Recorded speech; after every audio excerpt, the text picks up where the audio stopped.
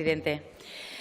Pensaba, señor Escartín, lo oíamos hablar hace 15 días, que ahora había una nueva esperanza con el nuevo Gobierno, que ya se le han pasado 15 días ya ha visto que pensaba que iba a decir que con el nuevo Gobierno, igual que dijo con aquello de los asesinatos de Andorra, que con este nuevo Gobierno iba a haber nuevas opciones.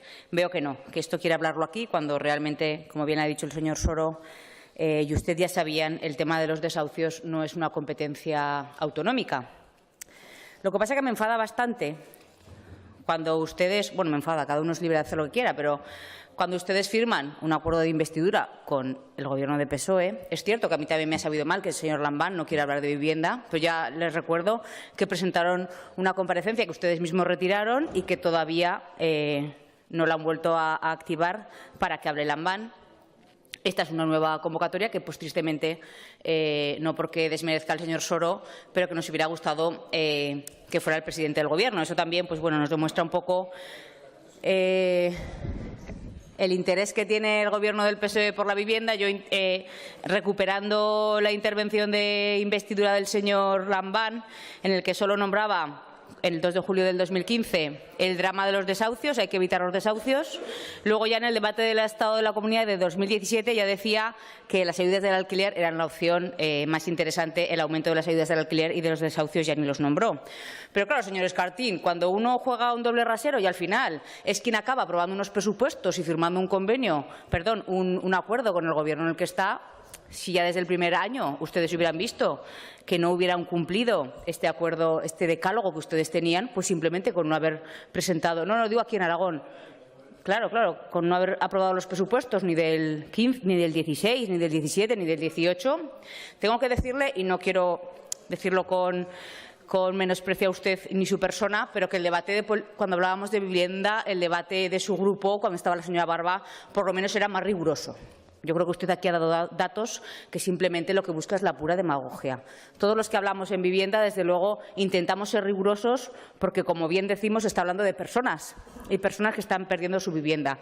Ninguno de los grupos parlamentarios que está aquí en estas Cortes no lleva en su programa electoral el intentar combatir los desahucios. No es suya, no es su propuesta, no es de Podemos. Es decir, todos los grupos, y además que usted diga medias verdades, porque no es mentira, pero es media verdad, cuando ha dicho que en el Plan Estatal de Vivienda solo se fomenta la venta, dice, bueno, excepto el capítulo 4.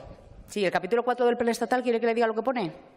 Programa de ayuda a las personas en situación de desahucio o lanzamiento de su vivienda habitual. Eso es decir, medias verdades. Es decir, usted sabe que no es competencia de esta comunidad autónoma combatir los desahucios, ni tenemos las herramientas para poderlo hacer. Como bien ha dicho el señor Soro, y yo desde luego no le voy a dar la razón, el planteamiento es que la competencia, ya nos gustaría Aragón tener esa competencia, no la tenemos, pero claro, nómbrelo. Y diga que en este plan estatal, que a lo mejor ahora lo cambia el señor Sánchez, no lo sé, pero este plan estatal habla de los desahucios porque es a nivel estatal donde se tiene que hablar. Yo no sé si su política de vivienda, que usted ha nombrado mucho al concejal de Podemos, es lo que es partidario de expropiar los pisos vacíos de la banca. Porque yo creo que lo único objetivo que tienen, y de hecho estuvieron mareando la perdiz al principio cuando aún se llevaban bien con sus pseudosocios, que si expropiamos a los bancos, que si no podemos, y ahí perdimos como 8 o 10 meses hablando de si expropiábamos o no a los bancos. Yo le voy a decir, también le pregunto al señor Soro, la DGA estudia dar uso social a 2.471 casas vacías.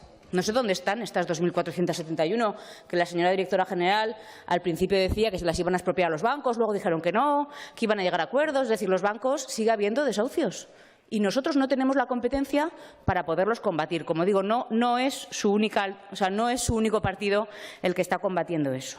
Y bueno, por las ayudas al alquiler, ahí están, señor Soro.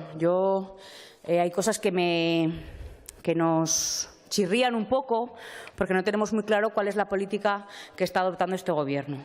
Han hecho una resolución en febrero del 2017 en la que 1 de cada 3 personas que han solicitado una ayuda al alquiler les han sido modificados a la baja los importes que se les han abonado, porque no han sido capaces de justificarlo.